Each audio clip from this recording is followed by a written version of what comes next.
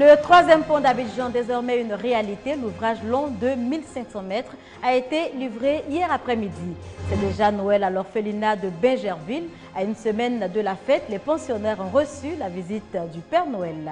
Deuil national de 3 jours à Peshawar, au Pakistan, après le carnage qui a fait au moins 141 morts dans une école militaire.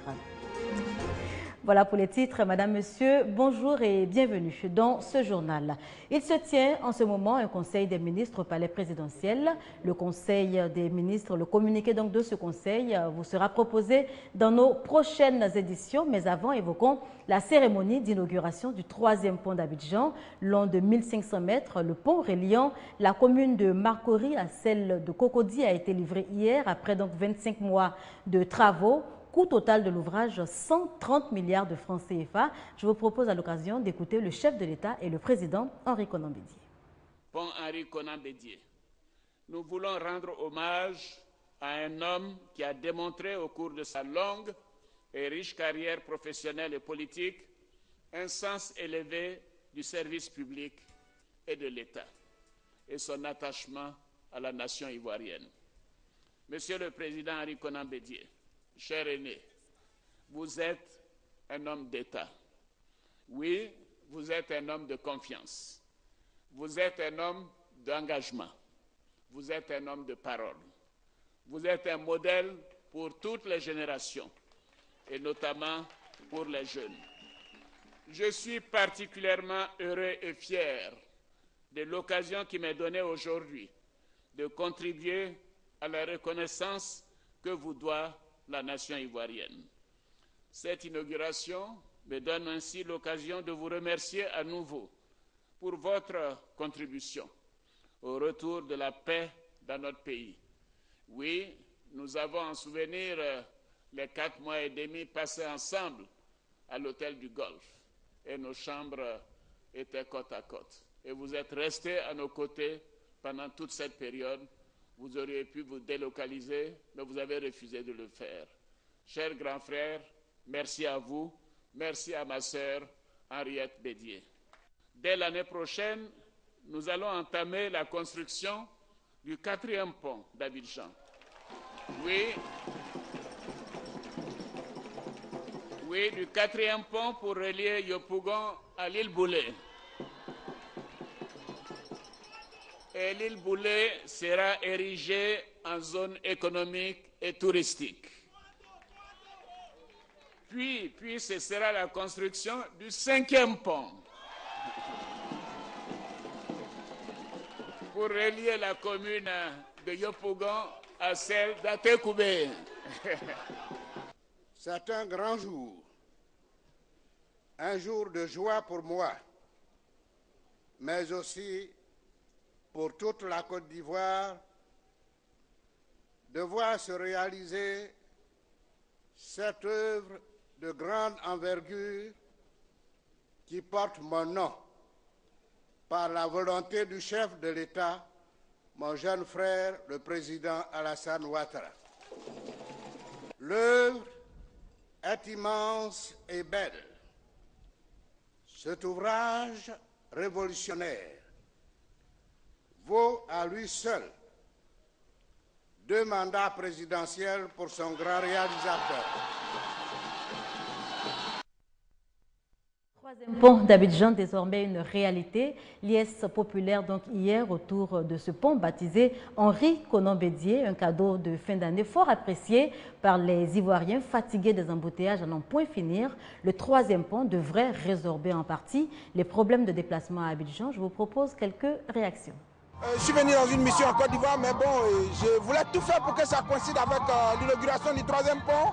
Mais ça me donne des frissons, quoi, parce qu'aux États-Unis, on suivait ça avec beaucoup d'impatience, minute par minute. Et pour savoir qu'au fait, on a un 3e pont, je pense que la diaspora ne peut être fière. Le président n'a plus besoin de nous appeler. Je crois que ça nous appartient maintenant de venir par nous-mêmes. Comme l'a dit le président Bédié, Alassane Ouattara est un bâtisseur infatigable. Nous sommes fiers d'avoir participé à la construction du pont.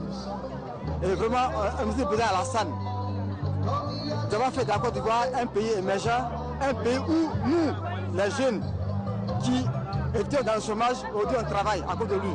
C'est une fierté, une grande joie pour le peuple ivoirien. Voilà le président Alassane Ouattara, président de la République de Côte d'Ivoire, qui vient et qui réalise l'œuvre que son aîné a initiée. Et en plus, il lui donne son nom. J'avoue que le pont est fabuleux. Vraiment, je n'ai rien à dire, les mots me manquent. Il faut reconnaître que le président Alassane Ouattara a vraiment fait un très bon travail, très bon travail. Un sentiment de joie parce que tout simplement le pont Henri Konan Bédié marque tout simplement les bases du développement d'un monde nouveau et la rupture totale avec le passé. Un sentiment de regret parce que je me pose la question, pourquoi est-ce qu'on ne lui a pas accordé cette chance plus tôt? Donc la seule satisfaction qu'un Ivoirien lambda peut lui accorder, c'est tout simplement de lui accorder encore un crédit pour un deuxième mandat aux élections présidentielles. C'est une fierté, c'est une satisfaction absolue que nous ressentons. Et vraiment que toute la jeunesse ivoirienne se mobilise pour consacrer un autre mandat au président de la République pour qu'il étende ses actions en faveur de la jeunesse ivoirienne. C'est un jour qui restera marqué dans l'histoire de la Côte d'Ivoire. Et c'est un acte qui nous fait croire qu'aujourd'hui, nos deux hommes d'État, le président Henri Konan Bédié et le président Alassane Ouattara, ont montré à tous les Ivoiriens que c'est l'union qui fait la force. Toute autre chose à présent, c'est déjà Noël à l'orphelinat de Bingerville. À une semaine de la fête, les pensionnaires ont reçu la visite des membres d'une société française accompagnée de la ministre de la Famille, de la Femme et de l'Enfant, Anne-Désirée Ouloto, des hôtes chargés de présents pour permettre en tout cas à ces bouts de chou de passer de très belles fêtes de fin d'année. Serge Gangoma. Les enfants de l'orphelinat garçon de Bingerville et les pouponnières du district d'Abidjan passeront une belle fête de Noël. Et cela grâce à ce don des responsables de la société Cofeli Ineo GDF basée en France. Des jouets et plusieurs produits alimentaires d'une valeur de plus de 10 millions de francs CFA pour ces enfants qui n'ont pas la chance de passer les fêtes avec leurs parents biologiques et profiter de leur affection. Ces dons pour les fêtes de fin d'année tombent également sur la période de célébration de la Journée internationale de la solidarité, un événement célébré tous les 20 décembre. La ministre de la Solidarité, de la Famille, de la Femme et de l'Enfant, Anne-Désirée Ouloto, à qui les dons ont été remis, a au nom du gouvernement ivoirien salué ce geste des responsables de la société bienfaitrice. Elle invite tous les Ivoiriens où qu'ils se trouvent à suivre cet exemple de solidarité initié par Ba, un Ivoirien résidant en France. Je voudrais dire simplement merci à tous ces travailleurs de cette entreprise citoyenne qui, à cause, n'est-ce pas, de leur proximité avec un Ivoirien qui partage avec eux leur quotidien, ont pensé à ces enfants de Côte d'Ivoire. Je voudrais en tout cas me féliciter de cet acte de solidarité et de générosité et en profiter, n'est-ce pas, pour lancer un appel aux Ivoiriens. Nous avons une richesse, ce sont des valeurs, n'est-ce pas, que nous devons cultiver en nous, des valeurs de solidarité et de partage. Les Français, eux, n'ont pas manqué de souligner leur joie d'être parmi ces enfants à quelques semaines des fêtes. Le plus grand bonheur, c'est le sourire des enfants. Et je serai très heureux de le rapporter à l'ensemble de nos équipes qui se sont mobilisées. En ce qui concerne la distribution des présents, la ministre Anne Ouloto a demandé aux responsables des différentes pouponnières la transparence. Des sketchs et des démonstrations de danse ont été performés par les pensionnaires de l'orphelinat de Bingerville pour dire merci à leurs bienfaiteurs.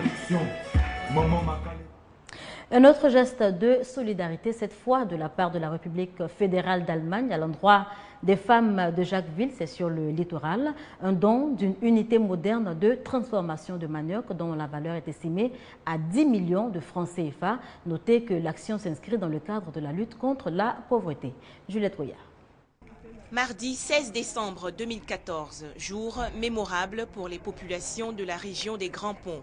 Au moment où le district d'Abidjan inaugure le pont Henri Konan Bédié, le département de Jacquesville, en liesse, accueille une unité moderne de transformation de manioc. Ce don de la République fédérale d'Allemagne est estimé à 10 750 000 francs CFA. L'usine, située au quartier commerce, va permettre à la coopérative des femmes du vivrier de Jacquesville d'atteindre l'autosuffisance alimentaire, soit une production d'environ 1 tonne d'attiéké par jour. Nous voulons offrir à tous une alimentation saine et suffisante, toute chose qui s'inscrit dans les objectifs du millénaire pour le développement et participe de l'évolution de la Côte d'Ivoire vers l'émergence. Fini donc les longues distances à parcourir pour trouver une broyeuse.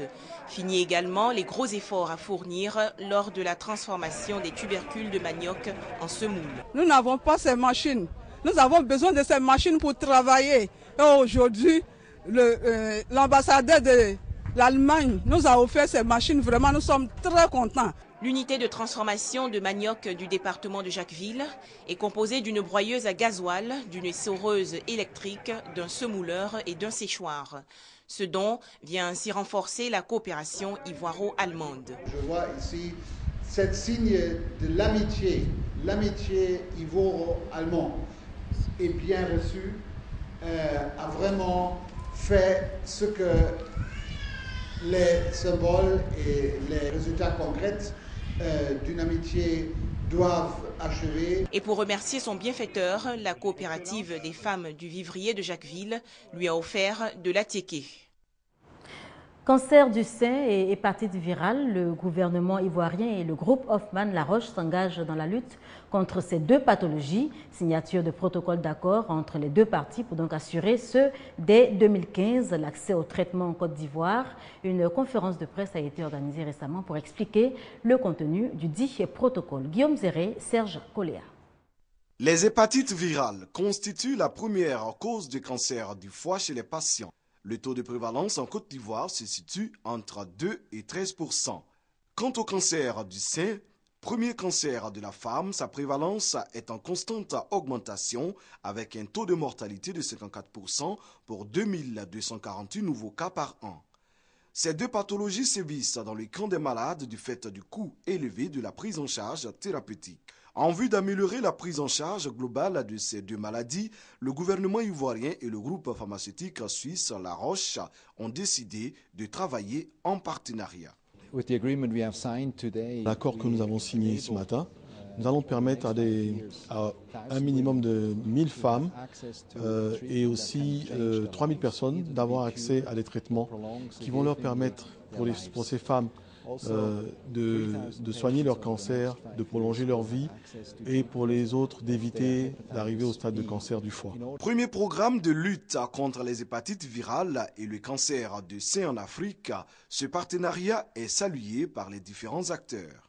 Le but de ma présentation, c'était de poser la problématique des hépatites virales en Côte d'Ivoire et de démontrer que ce partenariat constitue une avancée majeure dans la prise en charge de ce mal qui est l'hépatite virale. La Côte d'Ivoire travaille en ce moment sur la mise en place d'unités de radiothérapie à Abidjan pour le dépistage et le traitement. Avec l'appui de son partenaire, ces actions vont s'étendre à l'intérieur du pays.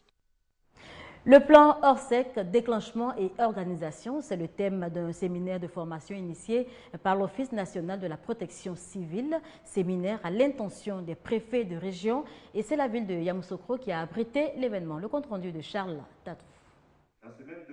Responsables des opérations de secours en cas d'accident et de sinistres dans leurs circonscriptions administratives respectives, les préfets affichent encore une puissance dans leur mission face aux situations de catastrophe du fait de la non-maîtrise du plan Orsec. La tutelle, notamment le ministère d'État, ministère de l'Intérieur et de la Sécurité, en est conscient. Un projet de renforcement des capacités sur son initiative a permis de rassembler les 32 préfets de région du pays à Yamoussoukro. Cet atelier, selon le directeur général de la protection civile et les experts du ministère, vise à faire des préfets des stratèges dans le cadre de la protection civile. La couverture de notre pays en matière d'infrastructures de protection civile est en dessous de la norme internationale. Nous avons 400 de secours, aller à l'ouest, aller à l'est, au nord, dans la partie est et ouest. Dans le sud-ouest, même avec l'implantation du port, nous avons une absence totale. C'est ce à quoi le gouvernement veut remédier. Nos autorités préfectorales, aujourd'hui encore, se forment pour pouvoir servir les populations et les encadrer afin que ces populations-là soient protégées des éventuelles catastrophes. Les participants, eux, saluent les travaux de cet atelier. Notre grand souhait, c'est la création d'un détachement de sapeurs-pompiers à Bengrou. Le local est disponible, un local qui peut contenir jusqu'à 100 à 200 personnes. Cette formation permettra à coup sûr aux autorités locales de développer la culture de la gestion des crises dans leur zone de compétences. Deuil national de 3 jours à Peshawar au Pakistan, après donc le carnage qui a fait au moins 141 morts, dont 132 élèves dans une école qui recevait en grande majorité des enfants de militaires. Les 6 assaillants à l'origine du drame ont tous été tués par l'armée. L'État a reconduit ce matin le moratoire sur la peine de mort. Et c'est ici qu'on s'arrête pour cette édition. Merci de nous avoir suivis. Prochain rendez-vous de l'information, 19h30.